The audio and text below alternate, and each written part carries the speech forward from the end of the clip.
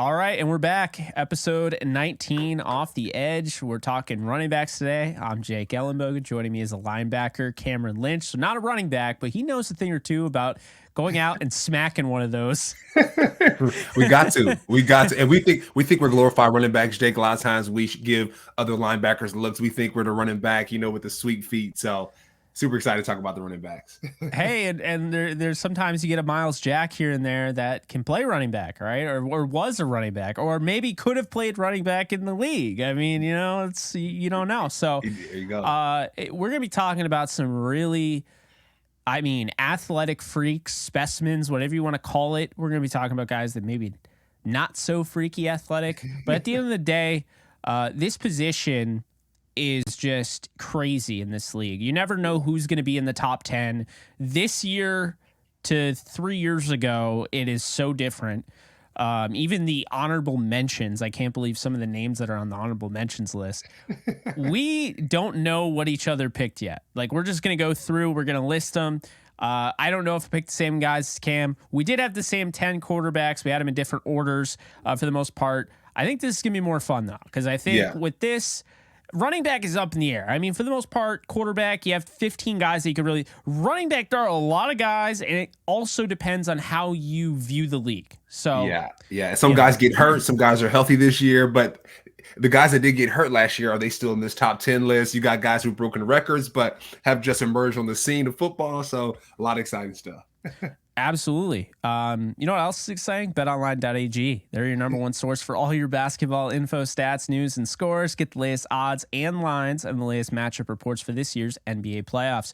BetOnline is your sports intel headquarters this season, as we have you covered for all your insider sports wagering needs, from basketball, MLB, NHL, golf, to UFC and boxing. The fastest and easiest way to get your betting info, including live betting options and your favorite casino and card games, available to play right from your home. Head to the website today or use your mobile device to get in on the action. Be sure to use our promo code Bleav to receive your 50% welcome bonus on your first deposit. Bet online, where the game starts. So, Cam, we're going to start with honorable mentions this time because we want to give those guys some credit. It's a hard list to crack. I still don't know if I got mine right. You probably don't know if you got yours right. There is no right list because it's based on how we see the game. And so I'm going to start off and just name some of my guys. You can name some of your guys on the honorable mentions. Then we'll go into the top 10 after a discussion of the honorable mentions. Starting off, you got to give a mention to Breece Hall. This is a guy that before he got hurt last year as a rookie was leading the entire NFL in rushing yards, and he basically changed the Jets' offense completely around overnight. Kenneth Walker, a rookie, another rookie there, fantastic running back. Was really impressed with what he was able to do in Seattle and kind of made us scratch our heads a little bit about the second round pick that they made at the same position. Then you look at Ramondre Stevenson. Guy doesn't get enough credit. I wanted to put him at 10. I wrestled with him at 10 and my 10th pick. I almost spoiled that. But Ramondre Stevenson, what he is going to do in New England, as long as they stick with him as the bell cow, it's going to be fun to watch because he had 1,000 yards last year. He's really emerged out of Oklahoma. Dameon Pierce almost had 1,000 yards. Injury hurt that rookie season for him, but he looks really good with the Texans. He also has himself a quarterback. Alvin Kamara, I was a little all over the place with him because not really the legal stuff doesn't really concern me as much as far as who he is as a player. That's what we're talking about. But it's just weird as far as like, what is his role now? Where are we going with this? They go out and they get, Kendre Miller, so that'll be interesting. He was an honorable mention. Joe Mixon, another honorable mention, had a really poor year last year, in my opinion. Really big down year. I expect him to take a huge stride. He also has some legal stuff up in the air, but that's, no effect on his play. Cam Akers, last 5 games of the year, he was among the best in the league in rushing and just yards per carry average. So where is he going to be this year? I had him as an honorable mention. Last but not least, Dalvin Cook. I think at one point this was a shoe into the top 5, and now I don't even know if the Vikings are going to bring him back. They basically took him out of the graphic the other day, and they had Alexander Madison in there, who also is not honorable mention, but I think he's somebody that could be on this list mid-season. But who do you got? Yeah, I like it, Jake. 2 guys that were in the Super Bowl but aren't on my top 10 list. You got to shout them out because they made it to that point. Isaiah Pacheco, Jake, this is a guy that can run the football. He only ran for 830 yards last year, right? 5 touchdowns, but super explosive. You saw him in the Super Bowl. He was a straight problem, whether it be catching the football in the backfield, whether it be making someone miss. He is a high level guy. And then going to Miles Sanders as well, coming from the Eagles. He was leading the league, right? 5th in rushing at one point and made it to the Super Bowl. So you can't look past that. If guys make it to the ship, I think you automatically got to push them forward and say, hey, we recognize your efforts here, right? You talk about a guy like Alvin Kamara, who's going through different things. And some of these guys that are on our top 10 list maybe not have played as well as Pacheco or, some other, stats wise, but like I said, you got to show these guys some love. So my next person, Jake, who's not on my list, Najee Harris. Najee Harris coming into the league, year 2, you think it's the sophomore slump. I think he's starting to find his groove, rushing for 1,000 yards, right, making the playoffs. So he's finding it. He's starting to click, and that's someone I want to shout out. And then, Jake, you mentioned Kenneth Walker, someone who we covered Bleav in Rams, someone who snapped when it comes to Bleav in Rams, and we've seen him just snap against the Rams, running for miles. So that's a guy that we also want to tip our hats off to. But like I said, Pacheco and Miles Sanders, those are my 2 honorable mentions. Like I said, they didn't make it on our list, but these are guys that need to be recognized for the efforts and for making the championship run there. It's so tough, Cam, because you're going through them and I'm like, oh, that would have been an honorable mention. You could have had like 20 honorable mentions. I mean, and I think that's the interesting part about this position, because you're going to have guys that just have different type of skill sets. And I guess it's based on how much you care about those skill sets, right? And so, I think another guy I'd mentioned is Bijan Robinson going into 2023. Him and Jahmyr Gibbs are guys that we're going to have to look out for, mid-season. Not saying we're going to do a mid-season series. We're going to have a lot going on, so don't expect that. But, maybe. if we were to revisit it, though, maybe if it was just a graphic, I think it's very fair to say they could be in that. And with quarterbacks too, right? We talk about the quarterback, Anthony Richardson. Is he going to be the midseason, a starter or superstar? Maybe after preseason, Jake, right? We talk about some of the preseason warriors and what that looks like. I have my suggestions, but I would love to see where these guys pan out once the season starts and what that looks like. Devon A-Chain. I'm just saying, he went to the best fit, I think, for him. I think that, so those are interesting, but let's not waste any more time. Top 10. Here we go. Number 1, Christian McCaffrey. Okay. I think Christian McCaffrey is the best running back when healthy.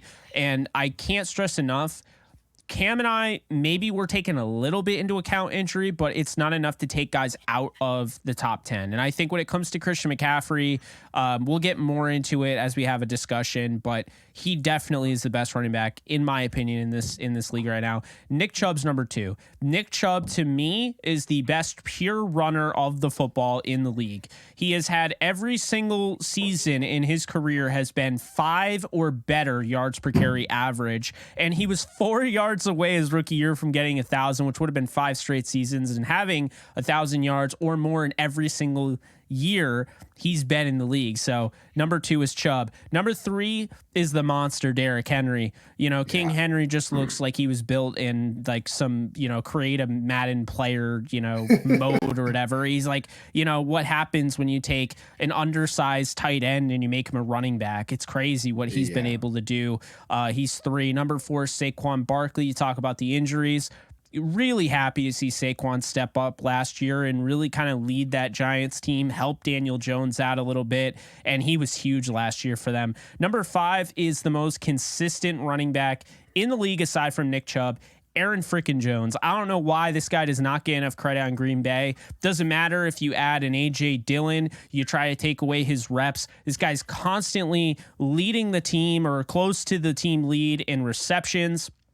And he's always around the 1,000-yard mark or going over it in rushing yards. So he's number 5. Number 6 is last year's rushing champion, Josh Jacobs. Had a little bit of a tail off the year prior, came back with reckless abandon.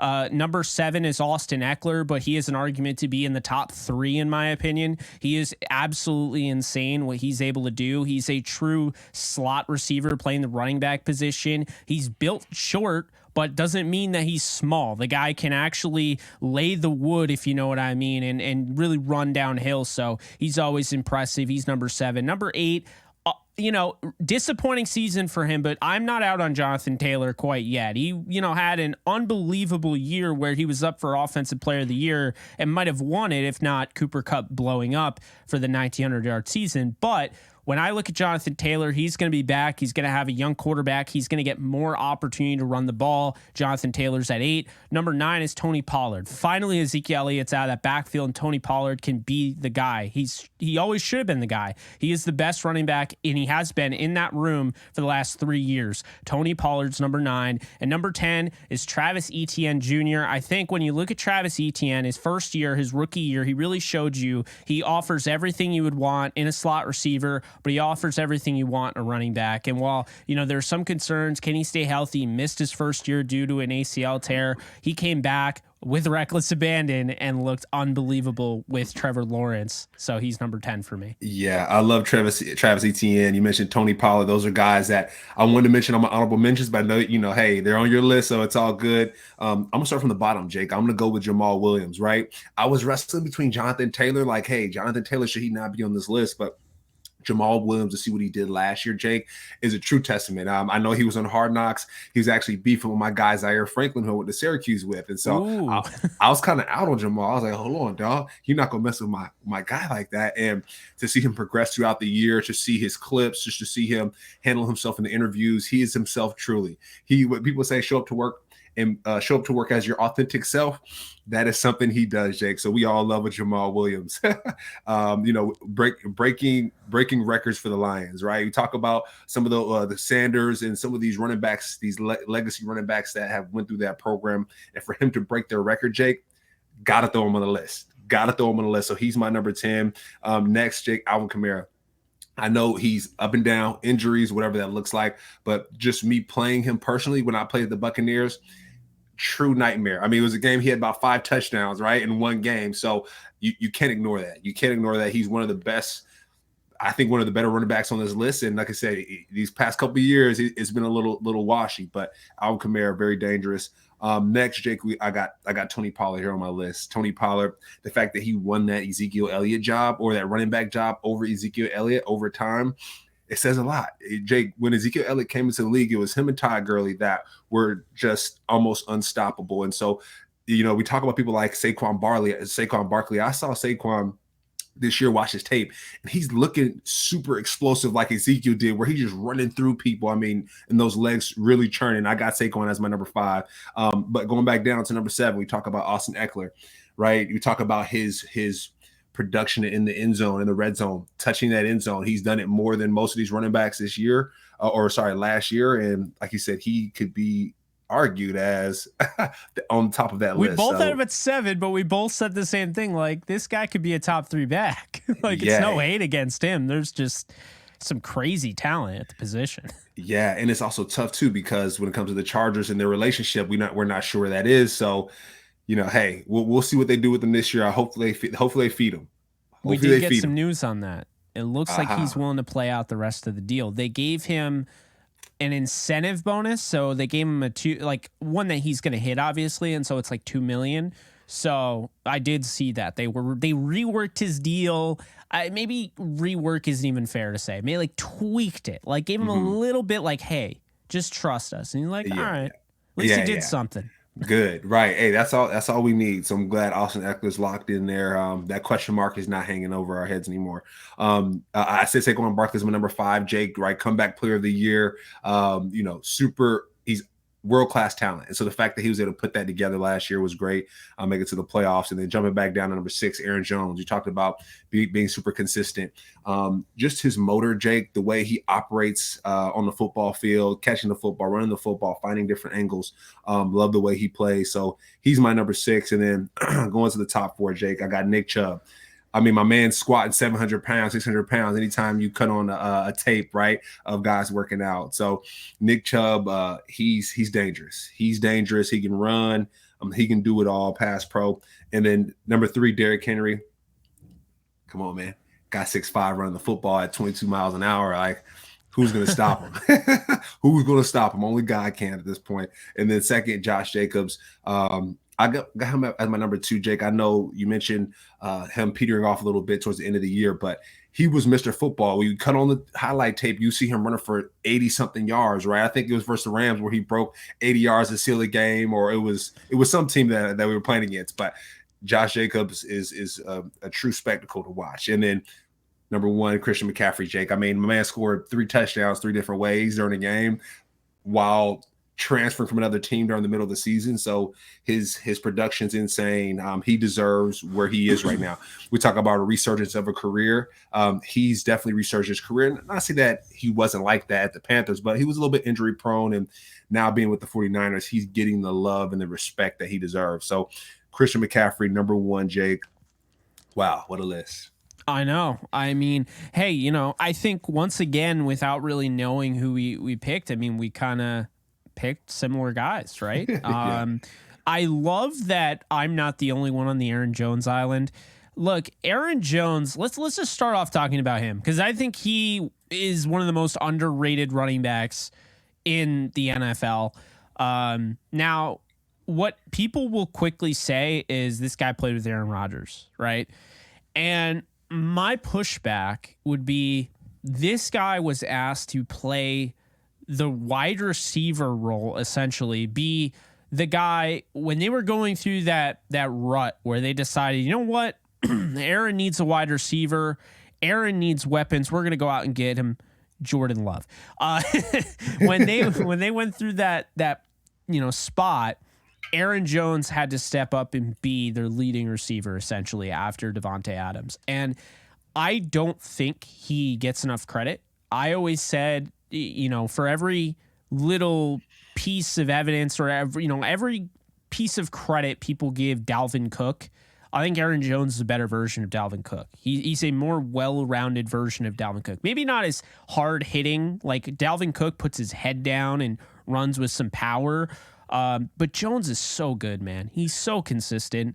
And when you look at him getting to 1,100 yards rushing on 213 carries, it's a testament to his hard work and how, like, this guy, he comes from UTEP, University of Texas, El Paso, and yeah, that's where he wears that cowboy hat. yeah. And he was like a 5th round pick, if I'm not mistaken. So in the same draft, your guy Jamal Williams was a 3rd round pick for the same team. So he had to work his tail off to be like, I'm the guy. And he did that. And so I've always respected Aaron Jones. But what I love the most about running backs is the dual threat, the all-purpose. You can block, you can run, you can catch, you can run after said catch. And that's something that Aaron Jones does well. Yeah, let's talk about someone else that does that really well. Let's talk about Austin Eckler, Jake. I think we talked about him a little bit. We talked about his contract. Thankfully, he's locked that in. Austin Eckler, he's not that big, Jake. You talked about the dimensions there. He doesn't he's 5'10", so he looks smaller height than he is, but he's so strong. I don't think people realize, like, you think, like, to me, small isn't just stature, and I think we gotta kind of get over that, right? It's not just stature, because small is Darren Sproles, right. Small is Deuce Vaughn, right? That's small. Yeah. This guy's more filled out. He's not quite small. When you see him, you're like, okay. Like, you don't want that guy running into your chest. Yeah, like an action, a superhero, right? Action figure. Yeah. Like that's what he prides himself on. And coming out of Western State, right? Like, come on, fam. Austin Eckler coming out of Western State, playing for the Chargers, one of the bigger markets in the country, in the world. Like that's pretty damn impressive. And so Austin Eckler, the way he's able to catch the football out of the backfield, the way he's able to run the ball, Jake, you see those legs, churning. I think what makes him look that way is his pants might be a little bit too big, Jake, for me. His knee pads kind of go down to his shins. I don't know if I like that, but Austin Eckler, though. Yeah. You know what I mean? Like, I think it's his pants that kind of make him look like. That's true. I mean, it's kind of like, I don't know, like you remember Michael Turner, the Atlanta Falcons? Yeah, like he wore his uniform differently, so I think that's why he looks so different. Yeah, I think that's what it is. So maybe also maybe the offseason he can change it up a little bit. You know, he got a little bit more money, so he can change it up. But no, Austin Eckler though, true gamer. And I talk about gamer right now, a football gamer, but he also off the field he owns his own gaming company. So it's really cool to see what he brings to the table, not only as a running back but also off the field, really jump into the gaming space. So Austin Eckler, glad he got signed and glad he can protect his quarterback, right? And Justin Herbert. We talked about those ribs being protected. So he's a sleeper for me. He's someone that I think is gonna. I don't even say sleeper, Jake, because he's up there, but he's someone that people do sleep on. I would say when looking at that team. And then, like I said, going back to Alvin Kamara, Jake, I want to see him back in his bag. We talk about him scoring 5 touchdowns. I'm not sure. It might have been a Vikings game. I forget who they were playing, but my man scored 5 touchdowns in one game. So I think if he's able to stay healthy to get back right, I think he can break that top five on this list if he can. So I'm really wondering, as far as our list goes and everything, I'm really wondering how high a guy like Tony Pollard, who's finally going to take over as the guy in the backfield, goes over 1,000 yards. What's his ceiling now that Elliott's out of the? Elliott was about 800 yards taken away from Tony Pollard. I'm not saying Tony Pollard, who, he's not the biggest back ever. I'm not saying he's going to, command 300 touches. And I don't know if that's necessarily him. But what I will say is that 5.2 yards per carry this past year, 5.5 last year, right? Was 719 yards rushing, 4.3 the year before that, and 5.3 the year before that. He's averaging 5.1 yards per carry for his career. And the most attempts he's ever had is 193 in a season. So he had 193 sharing time. Like, that's a lot. I mean, sharing time with Elliott, who was like a beloved Dallas Cowboy, like even though he wasn't, it was kind of like Todd Gurley in 2019, even though they already had a plan to like kind of move on from him. And you could tell they weren't going to just move on for, like, they were going to let him play that out, that season out. Elliott, he still produced. I'm not trying to say he didn't, but like, he's not the same back. Yeah. He doesn't have that explosiveness. And like, people talk about like Todd Gurley and how all this explosiveness was gone after the injury. But I would push back. I'd say Todd was even more explosive than Elliott was like right now. Like Elliott's really lost all of it. And Elliott wasn't more explosive than Todd. That's the thing, is that, he didn't have that long speed. He didn't have that explosiveness Todd did. He was just a tick behind him. And then obviously if you're behind him at that point, then it's going to get worse over time. And so, Elliott's still young, but he's had injuries, and I think this is Pollard's backfield. Like we've been talking about, he's had a plus 40 yard run every single year of his career. This past year, he had a 57 yard run, I Bleav, and he's a threat out of the backfield. As a pass catcher. So I like it. And Jake, I want to discuss Tony Pollard, of course, his success. Like you said, hopefully his ceiling is crazy. Hopefully he finds a Deuce Vaughn backing him up. And I want to talk about a little bit of Ezekiel Elliott, right? At that Todd Gurley, how you just discussed. Those running backs, Jake, when I say I was on the sideline and Ezekiel Elliott, it was Brent Grimes, I think it was, going to tackle him. Brent Grimes, Jake, we talk about, he's like 5'7", coming out of Shippensburg out of Pennsylvania. And he's going to tackle Ezekiel Elliott. And mind you, Brent Grimes is like, the ground is here. Brent Grimes is getting real low because he wants to attack his ankles. He's getting about this low. Ezekiel Elliott's helmet is like meeting Brent right where his shoulder is. Like, Ezekiel's like, I'm running right through this, man. It was probably one of the most punishing blows that I've seen. And Brent is walking off the field after he gets ran over by Ezekiel Elliott holding his shoulder. And after I saw that moment, I was like, okay, this is prime time Zeke. What we're seeing now is not the same. So I do hope that he goes to a team and can find some success and hopefully get him a chip right before it's all said and done. But two people that I wanted to highlight, Jake. Number one, Saquon Barkley, right? Comeback player of the year. We talk about everything that he's done at Penn State, and then moving on to the Giants and then succeeding there. He was offensive rookie of the year, right? When we first got to the league, and had some troubles along the way, and then now 2022 comeback player of the year. Jake, 0 fumbles last year, 0 fumbles. I think that's a true testament. 10 touchdowns on the season. I think that's really impressive. 1,300 total rushing yards, but I will be remiss, Jake, to not talk about number one. An extension, Christian McCaffrey. Coming from the Panthers, dicing up the Rams, Jake. We were watching the game, the Panthers and the Rams games.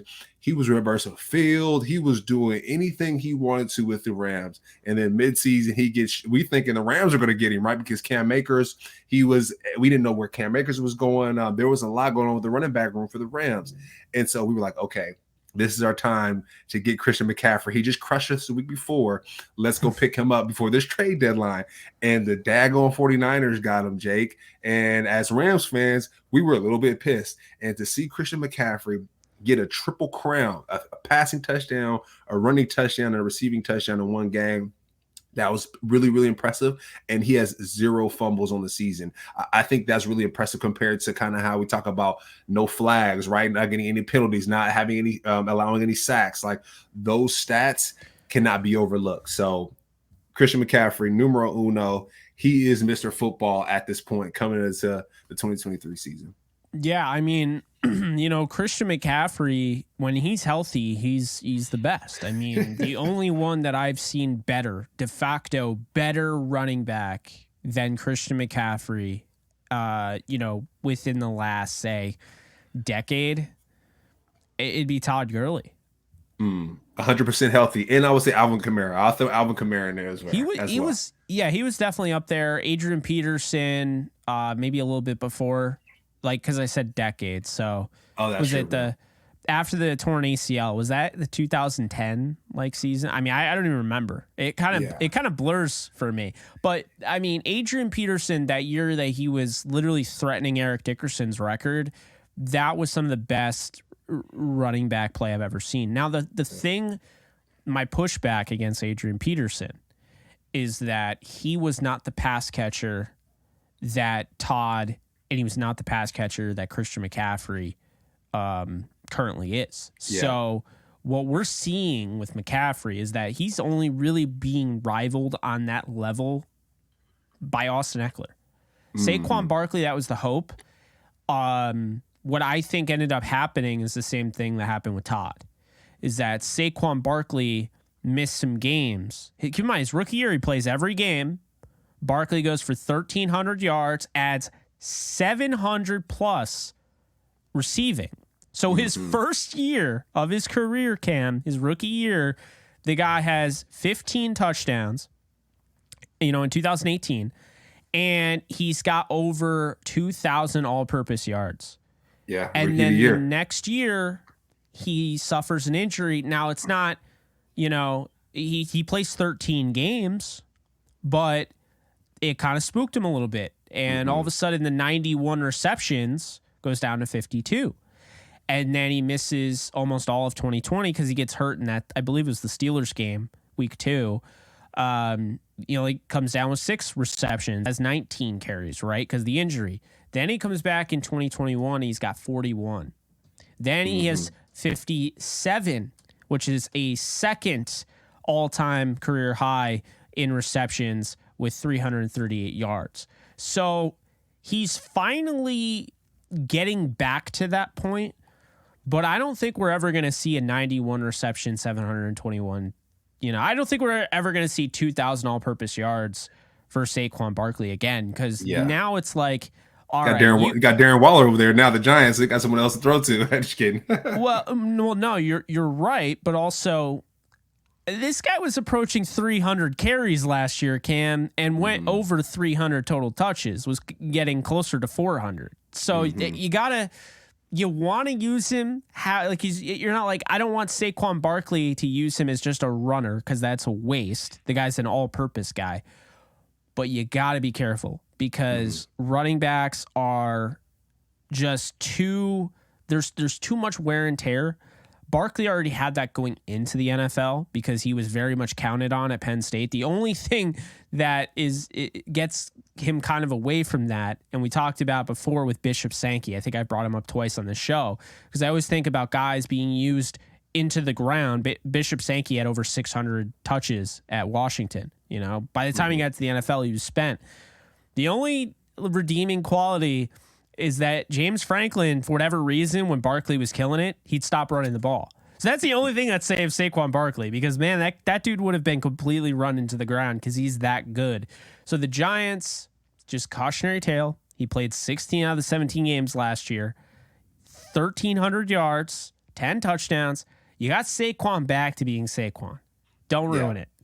Don't ruin it. Don't mess it up, right? He's offensive player of the year, rookie of the year, now comeback player of the year. So he's on a streak there, Jake. And someone else that we talked about as well that I want to bring up, Josh Jacobs. I don't think we can sleep on him. Just the type of season that he had the year before, rushing for 1,600 yards, Jake, 12 touchdowns, 400 reception yards. That's pretty daggone impressive. And 340 attempts. That's and then like I look at him and we talk about Austin Eckler. I talk about Austin like, hey, he seems like a little tight, you know. Josh Jacobs does not look that way. Josh Jacobs is 5'10", but he's 220. So that 20 pounds of muscle or whatever that is, you can tell the difference. But it ain't fat. It ain't fat. And Jake, this guy, he's coming out of Alabama, so the school is a little bit different, right? He's living up to the hype. But we think about some of these players that we have in our list, and we got two guys from Alabama. I'm realizing. Oh, if you count Alvin Kamara, right? He started at Alabama, but but you got two guys coming from Alabama. So is Alabama RBU? I don't know, but for my list, I got Josh Jacobs, an Alabama guy, and I got Derrick Henry, another Alabama guy. So they have big backs. They got big explosive backs, home run ability type running backs, and they even going to Derrick Henry. Last year, I didn't really see as much as we're used to seeing for Derrick Henry. So this year, are we going to crown him again, right? King Henry. What does that look like? Is he going to have a 2,000-yard rushing season? Now we're going to see him, running 22 miles an hour. Jake is 6'5", 240 something. Like, I mean, you see him doing these crazy workouts, where he's on a Bosu ball, freaking pulling up chains and just doing these unruly things. He's balancing on one foot and freaking stiff arming people. Are we going to get that this year, Jake? Are we going to get the Derrick Henry that's really tossing people out of the club? I'm not sure, but it is scary because his time is coming. Like, I mean, he just had 1,500 yards. Like, they have not done any sort of damage control with him whatsoever. I mean, I'm not trying to be a jerk here. I'm just saying the guy is almost 30 years old, which is, what that means. And when you look at his career, I mean, let's just go over it real quick. Rookie year, 110 carries. Oh, yeah, that's not bad. 176, then 215, then 303, then 378, then 219 because of injury, and then 349. And that's carries, Cam. That's not touches. Right. So you're still getting hit when you're catching the ball. And what I will say is you gotta worry about managing this guy's touches. He's had 127 receptions in his career, had 33 last year, which was a career high. They're starting to use him in the receiving game. And it's like, it sucks because I love it because I feel like he hasn't been utilized enough in the receiving game. And I think if you used him more there and took a little bit away for like the carries, you could kind of manage him a little bit better. But there's no give and take him. They're just going to keep giving, right? Yeah. So, this guy is going to have his first, I don't know if we ever had a 500 touch season, but we're going to see one soon if they don't watch out with him. Yeah, I mean, when you're as big as your offensive lineman, Jake, and you can run that fast, shoot, give him the daggone ball, right? Run the damn football, but you're right. Low management. You mentioned when running back gets a certain age, things peter out a little bit. So we want to see Derrick Henry run the football next year. I think that'll be something that'll benefit everyone. And we talk about some of the teams that are super deep in the running back room, Jake. I want to discuss that a little bit. We talked about the draft. We talked about the Seahawks, how the Seahawks they are running back we feel like, right? They like to draft all the running backs and their mother when it comes to the Seahawks. But would love to run through that because we talk about injury, how important that is. And we talked about doing a midseason review. the guys that we're listing, right? Will they be healthy? What does that look like? But would love to go through those running backs that the Seahawks have and just the depth, because we talk about quarterbacks being a valuable position, but got to be able to run the ball, because that running game opens up the passing game, Jake. So yeah, let me just look through here, find some of these guys, the running backs. Well, it'll be interesting watching those rookies. I think, not just the incoming rookies, but last year's. I mean, Breece Hall technically, like I said, was leading the league in rushing before he got hurt. That Jets offense had just completely been revamped with him, and then didn't look like the same. Now, he's got Aaron Rodgers. Kenneth Walker, it's like he was a second round talent, has 1,000 yards his first year. Yeah, let's go out and we'll get a second rounder in Zach Charbonnet. Very odd. Very, very odd. They also drafted another running back later on that we talked about in Kenny McIntosh. But that's something that I'm monitoring. Ramondre Stevenson's got a lot of help, around him with the Patriots. These are honorable mentions, of course, that we mentioned. But I think Stevenson is out of all of these guys, if there's one guy that has a chance to be in the top 5, where he explodes, okay, the biggest chance, I think it's Ramondre Stevenson. Because I think with Breece Hall, I think that, the ACL, he might have a little bit of some bumps in the road coming back. I think he's going to be great, though. I just think that Ramondre Stevenson was really finding his stride, and that's why the Patriots were just like, yeah, you know what, Damian Harris, we don't need you. And yeah. I think, when you look at what Stevenson does, I just feel like he plays so much faster on tape than he did at Oklahoma. Maybe I'm just, it was a short sight on my part, but I really can't stress enough with this new offense, getting Matt Patricia out of there, because that's seriously, that's like hiring the GameStop manager to coach history or to teach history. Why is the GameStop manager a history teacher? GameStop manager is the GameStop manager, right? Yeah. You work at a beverage factory and now, we're going to have you become a creative writer. Why? Patricia's so good on the defensive side. So why was he ever on the offensive side? And that's and my question is Mac and then Mac Jones, right? Mac Jones is looking for outside quarterback help, and he's on Belichick's bad list. But it's like you said, you got a writer, making beverages, and it's like, hey man, I want a Coke. I don't want Harry Potter, bro. Give me the Coke. This doesn't match up, and let's figure this out. So yeah, bro, I feel you. And with Ramondre, when it comes to quarterbacks, new quarterbacks like Mac Jones, having a solid running back like this to bail him out, I think is really helpful, or to bail out the Patriots in general, because their stuff was backwards from the start. But like you said, I love that. A writer creating drinks, it's just mad weird. Or if you're hey, I like recommendations, right? I'm constantly asking for them on Twitter. So it's hey, can you guys recommend me a new sitcom to watch? And you don't mention New Girl, How I Met Your Mother. No. You mentioned The Sopranos. Yeah. No. Yeah. So yeah, with the whole thing, with Mac Jones and what he was saying about the offense, the reason I bring it up, it gives me some, I don't want to say I'm hyped about the Patriots, because I think they're the worst team in the AFC East, and not their own doing. I mean, it just seems like everybody else got a lot better. Yeah. But that offense hypes me up for Ramondre Stevenson. And that's my thing. And maybe Mac Jones to a degree, who was a Pro Bowler in his own right. And we didn't really mention last episode, but I think he's also another guy to look out for. Cam Akers. Let's talk about him real quick. Yeah.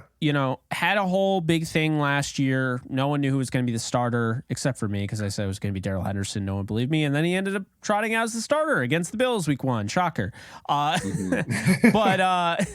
But yeah, so Darrell Henderson being there clearly affected Cam Akers, because having a guy alongside him, he doesn't deal well with the pressure. He doesn't deal well with competition. That's what we learned. But when he couldn't play the Seahawks, clearly, because I'm looking at their list of running backs. He couldn't do well there. No. He could not. I mean, if the Rams went out and got Zach Charbonnet, he'd be demanding a trade. Let's just put it that way. So, I mean, it's nothing against him. You know, that's just some guys can't handle it. I mean, if I'm being honest, if I'm a running back and I Bleav I'm one of the best, I don't want to have to share time. I want to be in that rhythm. I want to get 20, 25, 30 touches a game because I Bleav in myself. And that's, you know, Cam Akers.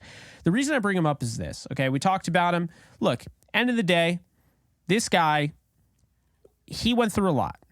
He tore his Achilles off site. That was freak. Yeah. So and you don't get paid for that either.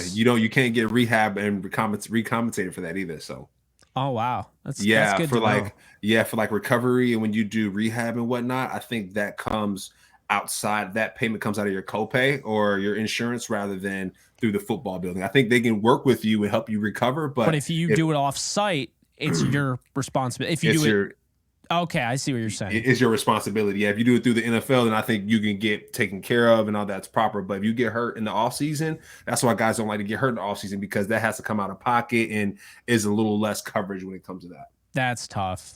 Yeah, so Akers shows up in his rookie year towards the end of the year. You're thinking great. I mean, like the way he finished out his rookie year, the playoffs, he just looked like he was ready. He was born for this, right? And then the next year, before it even starts, like April, May, around that, he tears his Achilles off site.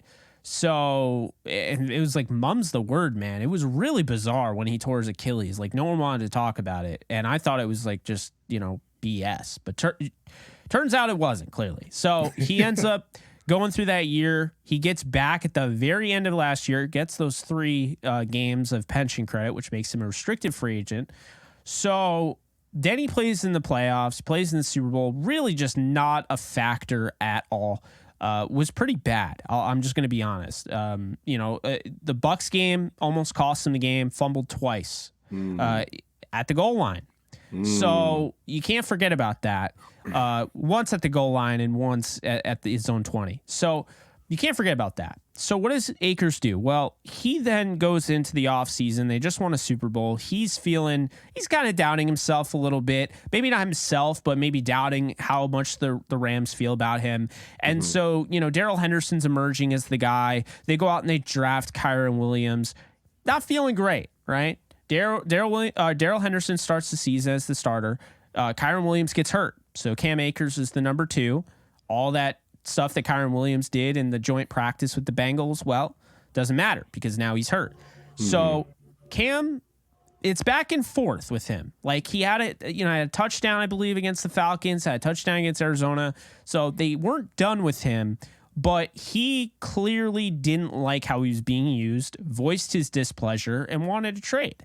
And he was benched, basically. I mean, I know no one's going to say that from the organization, but I think we can all agree he was benched. They get rid of Darrell Henderson.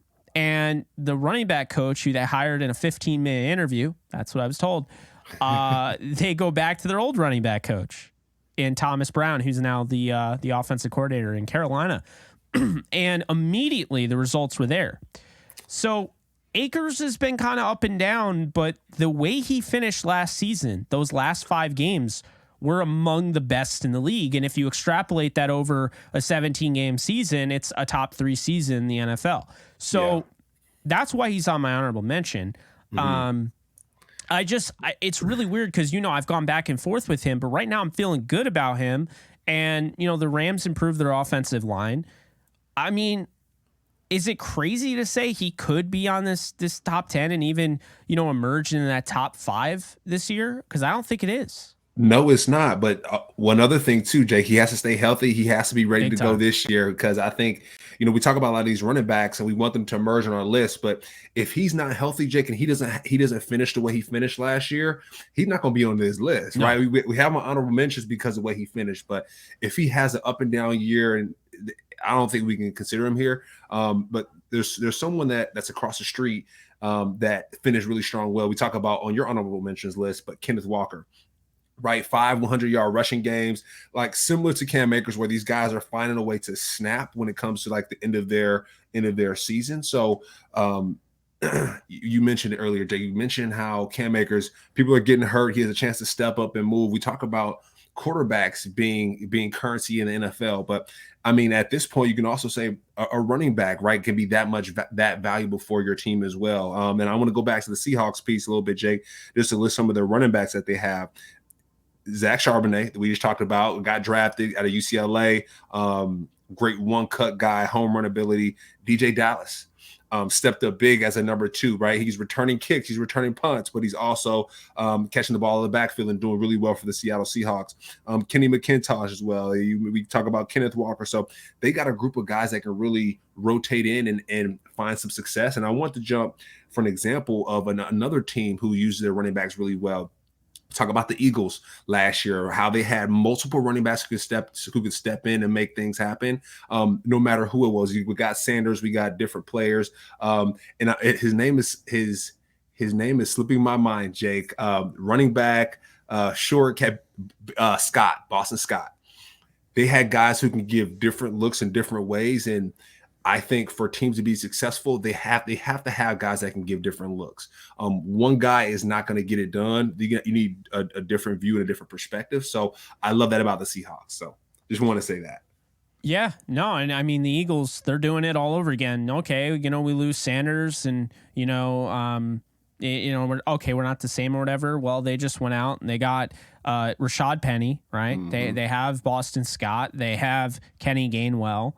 And they just added DeAndre Swift. So, I mean, they have a option for every single situation. And I think that's a cool thing when you have that. I mean, the Rams to a degree might even have that now.